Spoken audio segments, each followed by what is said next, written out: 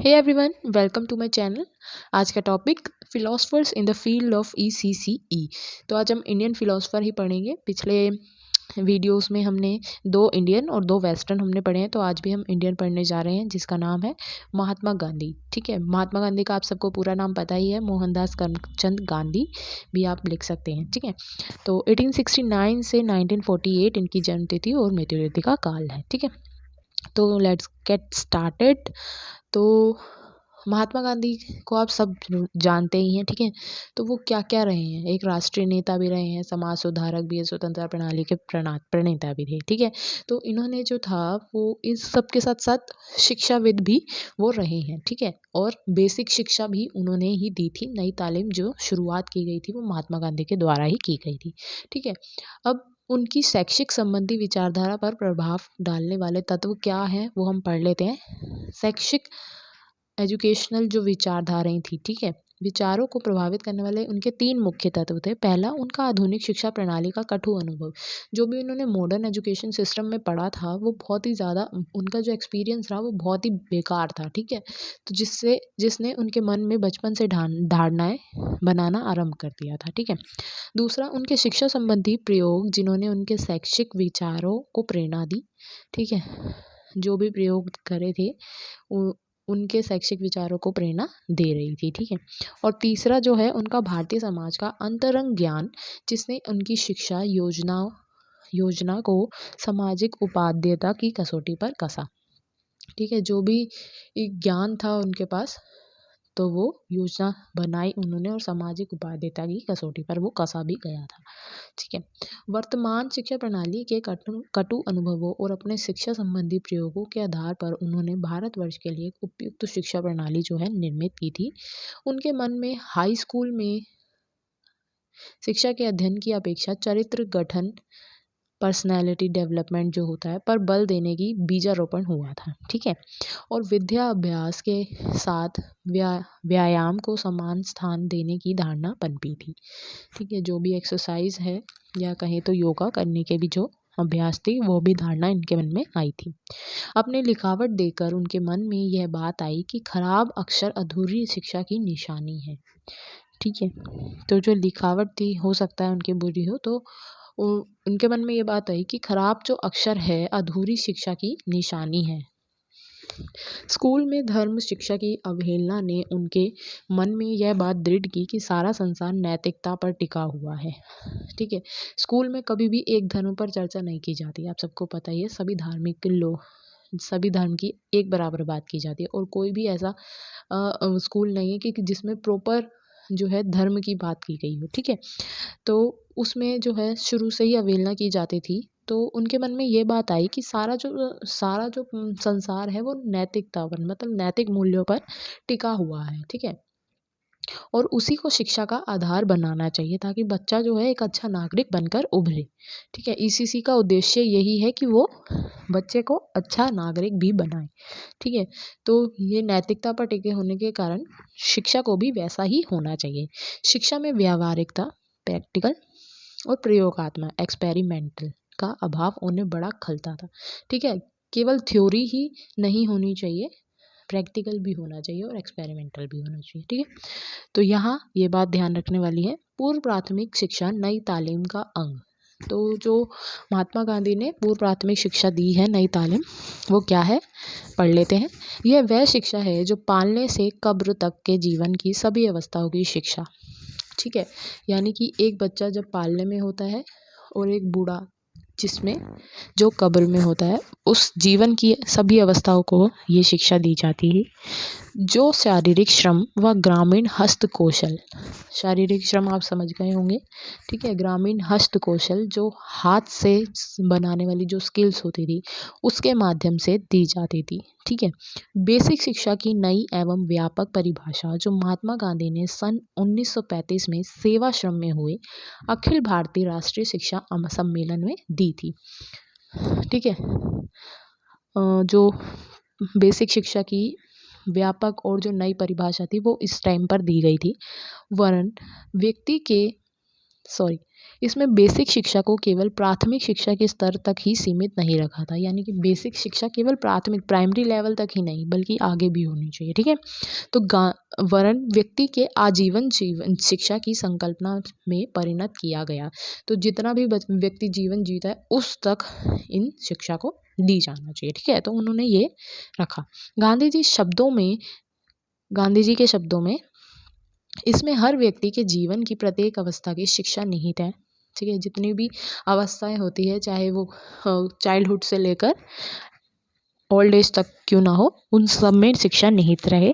ठीक है, यह शिक्षा तो गर्भ से आरंभ होकर जीवन प्रयत्न चलेगी। ठीक है, जैसे विकास चलता है, कंटिन्यूस प्रोसेस है, वैसे ही इसमें ये शिक्षा भी जीवन प्रयत्न तक चलेगी। गांधी जी के इस विचारक आधार पर बेसिक शिक्षा की 4 स्तरों में व्यवस्था की गई। ठीक है, अब बेसिक शिक्षा को भी 4 लेवल्स में बांटा गया। तो पहली थी पूर्व बेसिक शिक्षा। ठीक है, pre basic education 3 to 6 years बालकों के लिए जो ECC में पढ़ते हैं हम। फिर है बेसिक शिक्षा, पहले प्री बेसिक है, फिर बेसिक है 7 to 14 चिल्ड्रन, 14 ईयर्स के बच्चों के लिए। ठीक है, उत्तर बेसिक शिक्षा। ठीक है, लेट बेसिक शिक्षा एजुकेशन 15 से 18 के लिए, यानी कि यहाँ पर हो गया एडोलेसेंस भी आ गया। और प्रौढ़ शिक्षा जिसके द्वारा वयस्कों को सुखी जीवन व्यतीत करने में मदद मिलेगी। ठीक है, तो ये आपको लिखना ही है महात्मा गांधी के हिस्टोरिकल पर्सपेक्टिव में। ठीक है, बहुत ही इंपॉर्टेंट है। ठीक है, कई बार क्वेश्चन भी आ सकता है कि महात्मा गांधी के नई तालीम को समझाइए। ठीक है, 15 मार्क्स का भी आ सकता है। शिक्षा संबंधी गांधी जी के अन्य प्रमुख विचार। शिक्षा से और रिलेटेड क्या प्रमुख विचार है, आइए उन पर चर्चा कर लेते हैं। पहला है चरित्र निर्माण, पर्सनालिटी डेवलपमेंट। ठीक है, या कैरेक्टर डेवलपमेंट के लिए जो शिक्षा होती है वो गांधी जी शिक्षा में चरित्र निर्माण पर बल देते हैं। ठीक है, उनका कहना था कि हमारी सारी सीख और सारी विद्या निष्फल रहेगी यदि वह हमारे भावों के में पवित्र भावों को नहीं उपजाती।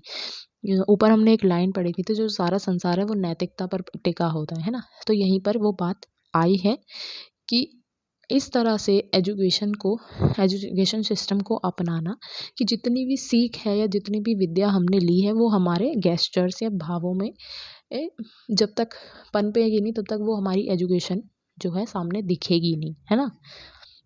अब संस्कार को हम कैसे लेते हैं कि एक अच्छे परिवार से संस्कार उगते हैं, है ना, बुरे परिवार से तो बुरे संस्कार आते हैं। ऐसे ही एक अच्छी शिक्षा से अच्छी भाव जो है प्रकट होते हैं। ठीक है, अच्छा ज्ञान मिलता है, ऐसा बोल सकते हैं। ठीक है, सारे ज्ञान का अंतिम लक्ष्य आवश्यक रूप से चरित्र निर्माण ही है।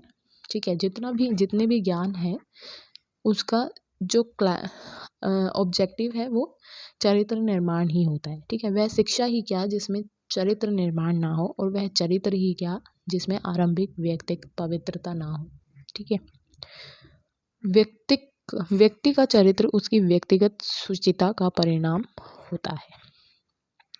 चरित्र निर्माण के लिए शिक्षा, आप इसको थोड़ा सा शॉर्ट कर सकते हैं। ठीक है, फिर अध्यापक का महत्वपूर्ण स्थान।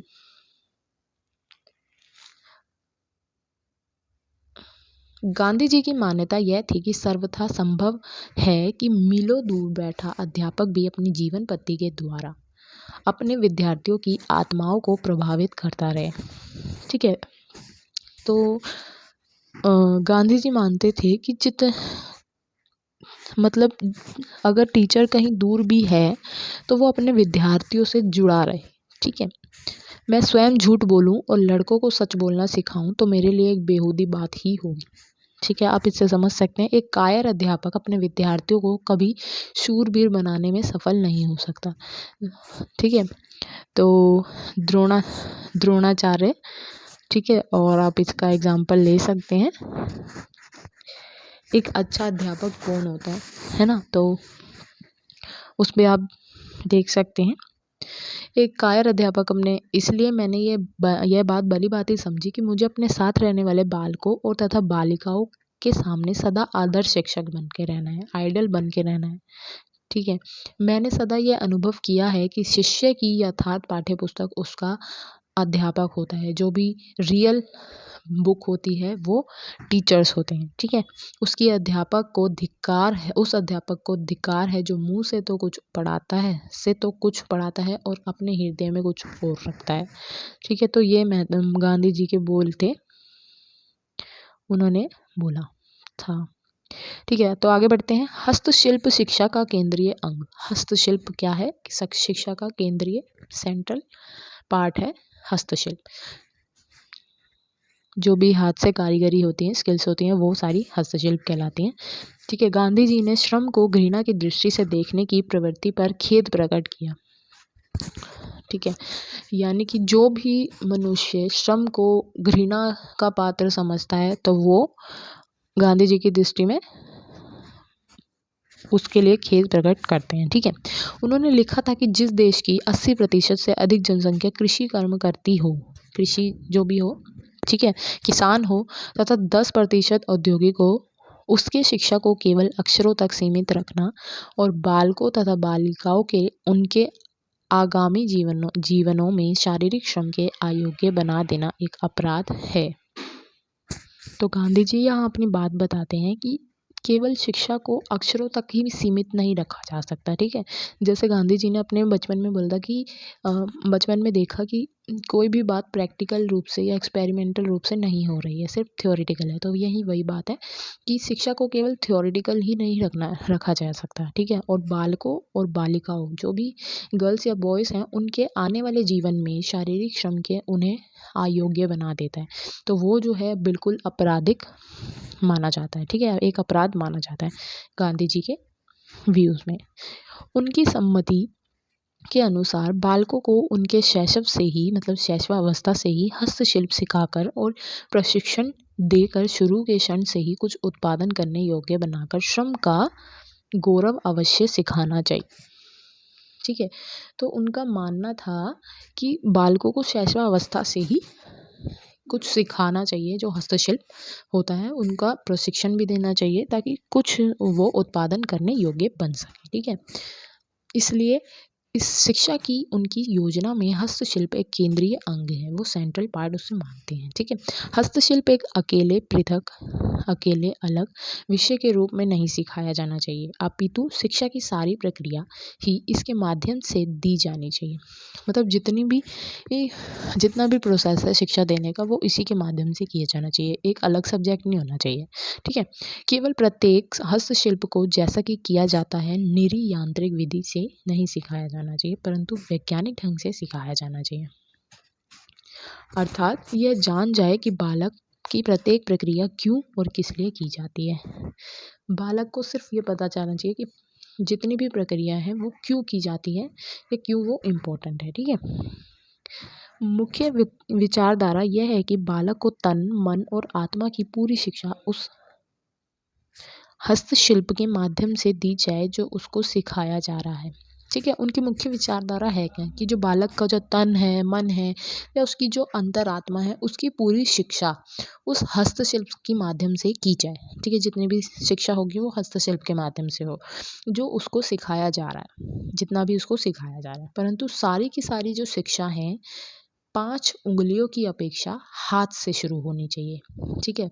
शुरू से जो 5 उंगलियां जो हमारे से, जैसे पेंसिल पकड़ाने के लिए 2 उंगलियां यूज़ होती है, ठीक है, तो उसके स्थान पर पूरा हाथ यूज़ हो, ठीक है। गांधी जी मानते होंगे कि पूरी मसल, क्योंकि बच्चे की जो है पहले बड़ी मसल्स डेवलप होती हैं और बाद में छोटी, इसलिए, ठीक है। मस्तिष्क को भी हाथ के माध्यम से शिक्षा देनी होगी, ठीक है। सारांश यह है कि हस्तशिल्प केंद्रीय शिल्प की मनोवैज्ञानिक बात यह है कि इसमें अनुभव के व्यवहारिक, ठीक है, तथा बौद्धिक तत्वों को संतुलन हो जाता है, ठीक है। प्रैक्टिकल और जो भी इंटेलेक्चुअल कंपोनेंट है उनका संतुलन हो जाता है। सामाजिक लाभ यह है कि यह श्रम के गौरव की सच्ची भावना को बढ़ाता है, श्रम के जो भी भावना होती है उसको बढ़ाता है, और सहयोग तथा भ्रातृभाव, ठीक है, भाइयों का भाव के गुणों का विकास होता है, मतलब हम सारे भाई भाई वाली भी जो भावना होती है उनके गुणों का विकास होता है। आर्थिक लाभ यह है कि यह शिक्षा को पारिश्रमिक देने वाली बनाती है, ठीक है, यानी कि मेहनत करने वाला जो है व्यक्ति बनाती है, और सामाजिक शोषण के विरुद्ध एक बांध बनाने की कोशिश करती है, यानी कि जितना भी समाज में शोषण होता है उनके विरुद्ध एक भावना जो है बनाने की, बांध जो है वो बन जाता है ताकि जो शोषण है वो रुक सके, ठीक है। नेक्स्ट हम पढ़ लेते हैं। नेक्स्ट है शिक्षा का माध्यम मातृभाषा पर अन्य भाषाओं के महत्व को समझना। थोड़ा सा हेडिंग से पता चल रहा है कि शिक्षा जितनी भी हो वो मातृभाषा में हो, लेकिन मातृभाषा तो है ही, पर जो भी भाषाएं हैं उनको भी महत्व देना, ठीक है, क्योंकि कोई अलग नहीं है, गांधी जी मानते थे। शिक्षण के विदेशी माध्यम के विषय में गांधी जी ने कहा था कि इसने बच्चों को अपने देश में विदेशी और अपने ही घरों में अजनबी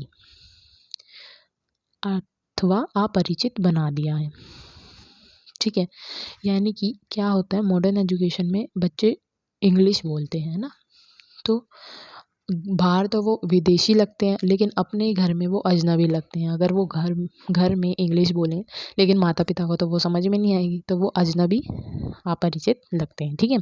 विदेशी माध्यम ने मस्तिष्क को थका दिया है, हमारे बच्चों के स्नायु तंत्र पर अत्यधिक दबाव डाल दिया है, ठीक है, उनको रट्टू और नकलची बना दिया है। वे अब मौलिक विचार और कार्य कर ही नहीं सकते हैं और ना वे अपने ज्ञान को जनता में प्रसार कर सकते हैं, और हमारी देशी भाषाओं के विकास को रोक दिया है, ठीक है।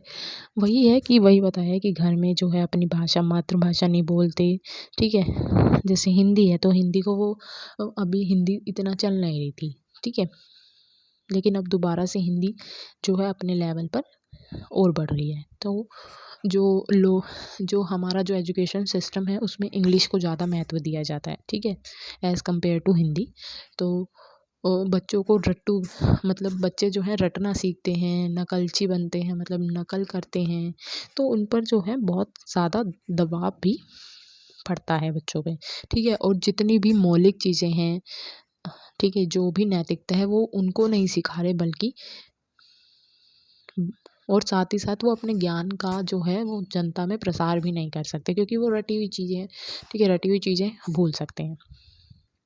हमारी देशी भाषाओं के विकास को रोक दिया गया है, जो भी देशी भाषाएं हैं उनको रोक दिया गया है। 5th पॉइंट है हमारा स्त्री शिक्षा पर बल, ठीक है।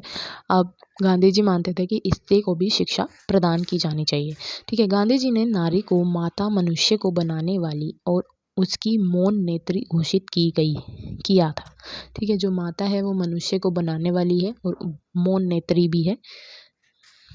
उनके विचार में नारी बलिदान और सहनशीलता की प्रतिमूर्ति है, ठीक है। नारी जो है सैक्रिफाइसेस की देवी और सहनशीलता की एक मूर्ति है, इसलिए यदि वह सार्वजनिक जीवन में प्रवेश करेगी तो वह इसको पवित्र कर देगी, ठीक है। तो जो भी पब्लिक एक लाइफ में वो अगर एंटर करेगी तो इसको और भी पवित्र कर देगी। उनके पुनरुत्थान का सबसे अधिक सशक्त साधन शिक्षा है, मतलब अगर महिलाओं को आगे बढ़ाना है तो वो जो एक माध्यम है वो केवल शिक्षा है। नर और नारी का एक अनुपम जोड़ा है जो एक दूसरे को पूरक करता है, ठीक है, यानी कि दोनों ही महत्वपूर्ण है अपनी अपनी जगह, ठीक है। प्रत्येक दूसरे की मदद करता है, हर एक दूसरे की मदद करता है, और कोई बात जो उनमें से किसी की परिस्थिति को हानि पहुंचाएगी वह उन दोनों के लिए एक जितनी हानिकारक सिद्ध होगी, ठीक है। कोई भी अगर उनमें से किसी की, यानी कि मेन और विमेन का जो पोस्ट है, ठीक है, या कहें तो जितनी भी उन दोनों जो जितनी ऊंचाई पर हैं दोनों, ठीक है, अगर वो उसमें से किसी एक को हानि पहुंचेगी तो दोनों के लिए ही वो हानिकारक होगी, ठीक है। इसलिए स्त्रियों की शिक्षा के लिए योजनाएं बनाते समय यह मूलभूत सिद्धांत सदा ध्यान में रखना चाहिए। जितनी भी योजनाएं बनती हैं शिक्षा के लिए वो खासकर स्त्रियों की, तो इसमें ये जो बात है वो ध्यान रखने वाली है, ठीक है। अब जो भी तालीम थे उनके मुख्य गुण क्या थे, ठीक है। शिक्षा का आधार बालक है, यानी कि बालक केंद्र, बाल केंद्रित शिक्षा होनी चाहिए, ठीक है। शिक्षा क्रिया द्वारा दी जाती है, ठीक है, मूवमेंट द्वारा दी जाती है। बुनियादी तालीम में हस्तकला शिक्षा का आधार है। जितनी भी हस्तकलाएं हैं वो शिक्षा का आधार है तालीम में। यह पद्धति सीखने के स्थान पर कमाने का साधन भी है, ठीक है। यानी कि सीखना तो है ही उसमें, लेकिन बच्चे में जो हस्तशिल्प जो डेवलप हो रहा है उससे बच्चा जो है आगे अपने जीवन में कमाना भी सीखता है, ठीक है। इस शिक्षा का पाठ्यक्रम 3 पहलुओं पर आधारित है। जो करिकुलम है वो भौतिक वातावरण, सामाजिक वातावरण और हस्तकला कार्य पर आधारित है। भौतिक वातावरण जो फिजिकल एनवायरनमेंट जो हमारे को मौजूद हो रहा है वो, सामाजिक वातावरण जितने भी लोग हैं या सोसाइटी है वो, और थर्ड जो है हस्तकला जितनी भी हाथ की कलाएं हैं वो, ठीक है। 6th पॉइंट है हमारा, इस शिक्षा का जीवन से गहरा संबंध है, क्योंकि हस्तकला और भौतिक वातावरण या फिर कहें तो सामाजिक वातावरण पूरा जीवन ही है, ठीक है। इस शिक्षा द्वारा, और साथ ही साथ ये भी बोला गया था कि बच्चा जब गर्भ से लेकर ये कब्र तक ये शिक्षा चलती है, ठीक है, चलेगी। 7 पॉइंट है, इस शिक्षा द्वारा नागरिकता में प्रशिक्षण प्राप्त होता है, ठीक है। जो सिटीजन्स हैं उसमें ट्रेनिंग भी उनको प्राप्त होती है। ये 7 वर्ष की अनिवार्य और निःशुल्क शिक्षा है, ठीक है। अनिवार्य नेसेसरी और कंपल्सरी कहें तो, और निःशुल्क फ्री। 9th है, यह शिक्षा मातृभाव को महत्व देती है, ठीक है, माताओं के भावों को महत्व देती है। यह शिक्षा अध्यापक तथा छात्र को पर्याप्त स्वतंत्रता प्रदान करती है, ठीक है। यह शिक्षा सभी वर्गों के लिए एज यूजुअल हमने बात की है ऊपर, ठीक है। और यह शिक्षा ग्रामीण तथा शहरी क्षेत्रों के लिए है। तो यहाँ हमारी वीडियो ख़त्म होती है। होप आपको पसंद आई होगी। Do like, share and subscribe my channel. Thank you.